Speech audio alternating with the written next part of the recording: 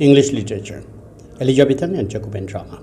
Balpony by Ben Jonson. Brief questions with answers. Brief questions 129 to 169. Question 129. What does Lady Woodby bring Balpony as a gift? Answer. Lady Woodby brings him a cap she made herself. Question 130. Whom does the subplot in Balpony consist of? Answer. The subplot in Balpony consists of the English travellers, Sir and Lady Politic Woodby, and Peregrine. Question 131. Who are the two English travellers in Balpony? Answer. Sir Politic Woodby and Peregrine are the two English travellers in Balpony. Question 132. What type of person is Sir Politic? Answer. Sir Politic is a hypocritical and superstitious fool who assumes airs of self-importance. Question 133. Who prompted Sir Politic Woodby to visit Venice? Answer. His wife prompted Sir Politic Woodby to visit Venice. Question 134. What type of person is Peregrine? Answer. Peregrine is an honest and straightforward man of solid common sense and good humor. Question 135. Why does Sir Politic's wife want to come along? Answer. To pick up some of the local culture. Question 136. What did Peregrine say about Sir Politic? Answer. He will believe anything anyone tells him. Question 137. What kind of advice did Peregrine need from Sir Politic? Answer. Advice on how to negotiate his way through Venetian life. Question 138. Why is Sir Politic away from his home country, England? Answer. Sir Politic tells Peregrine that he is away from England because his wife is fond of Venice. Question 139. Whom does Peregrine uses as his tool? Answer. Peregrine uses Sir Politic as his tool. Question 140. Who is a pilgrim falcon in Balpony? Answer. Peregrine is a pilgrim falcon in Balpony. Question 141. What is a mountebank? Answer. A mountebank has been defined as an itinerant quack who, from an elevated platform, appealed to his audience by means of stories, tricks, juggling, and the like, in which he was often assisted by a professional clown. Question 142. Who does Balpony disguise as in the mountebank scene? Answer. In the mountebank scene, Balpony disguises himself as the great Italian juggler Scoto of Mantua. Question 143. Who was Scoto of Mantua? Answer. Scoto of Mantua was an actual juggler and mountebank who performed before Queen Elizabeth in 1576. In Jonson's play, Balpony disguises himself as a Scoto of Mantua. Question 144. What role does Nano perform in the mountebank scene? Answer. In the mountebank scene, Nano acts as a genie of Balpony. Question 145. What is a genie? Answer. A genie is a clown or assistant of a mountebank. Question 146. What is the name of Balpony's panacea? Answer. Oglio del Scoto. Question 147. What is Aesculapian art? Answer. Aesculapian art is the art of medicine. Aesculapius was the Greek patron god of the art of healing. Question 148. To whom does Celia toss a handkerchief? Answer. Balpony disguises as a Scoto of Mantua. Question 149. Why does Corvino give a good breathing to Balpony in the mountebank scene? Answer. Corvino sees his wife dropping her handkerchief, the mountebank catching it and kissing it, and offering her divine powder. So Corvino gives the mountebank Balpony a good beating. Question 150. Who suspects the mountebank to be an impostor? Answer. Peregrine suspects the mountebank, that is Balpony, to be an impostor. Question 151. How does Mosca describe the beauty of Celia to Balpony? Answer. Mosca says to Balpony that Celia is the most beautiful woman in Italy. She is in the first bloom of her youth. She is as ripe as fruit, ready to be enjoyed. Her skin is whiter than a swan, whiter than silver, snow, or lilies. Her lip is so soft that it tempts a person kissing her endlessly. Question 152. How does Balpony express his passion for Celia after seeing her? Answer, he says that he is consumed by his love for Celia. When he sees Celia, Cupid, the god of love, has struck him with his arrows.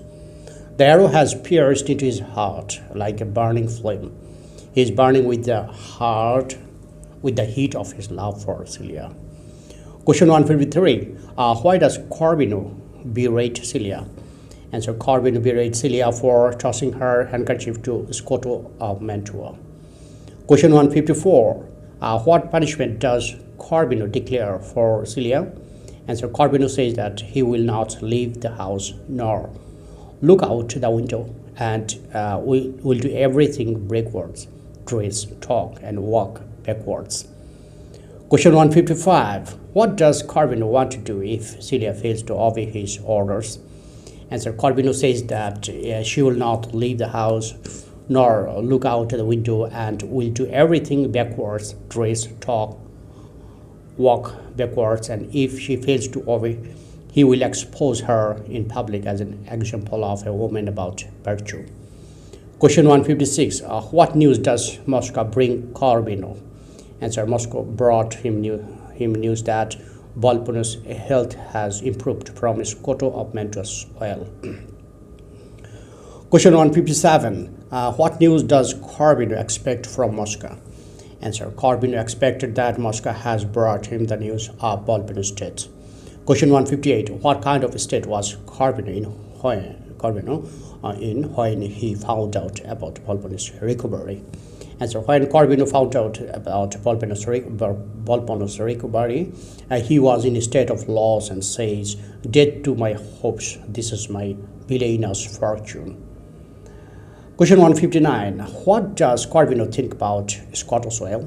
Answer, Corvino says Scoto's ingredients are sheep's gall, a roasted beech's marrow, some few salt, earrings, pounded caterpillars, a little capons, grease, and fasting spittle. I know them to a dram. Question 160. What do the doctors recommend as the best cure for Volpone? As Mosca tells Corvino that the doctors recommend as the best cure for Volpone a woman lustly and full of juice to sleep with him. Question 161. What does Corvino suggest when Mosca tells him that the doctors recommend as the best cure for Volpone a woman lusty and full of juice to sleep with him? Answer, when Mosca tells him that the doctors recommend as the best cure for Volpone a woman lusty and full of juice to sleep with him, Corvino suggests to hire some common courtesan, that is prostitute. Question 162. Why doesn't Mosca want to hire a courtesan to sleep with Volpone? Answer, Mosca tells Corvino that the courtesans are too experienced and they might trick both of them out of any inheritance. So he does not want to hire a courtesan to sleep with Volpone. Question 163. Who is Lupo? Answer, Lupo, Mosca lies, is the name of the physician who offered his own daughter to Volpone to sleep with him. Question 164. Who is Proteus?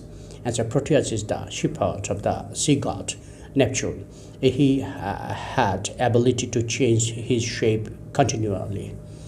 Question 165. Why does Corvino asks his wife to be ready in her best attire and her choicest jewels?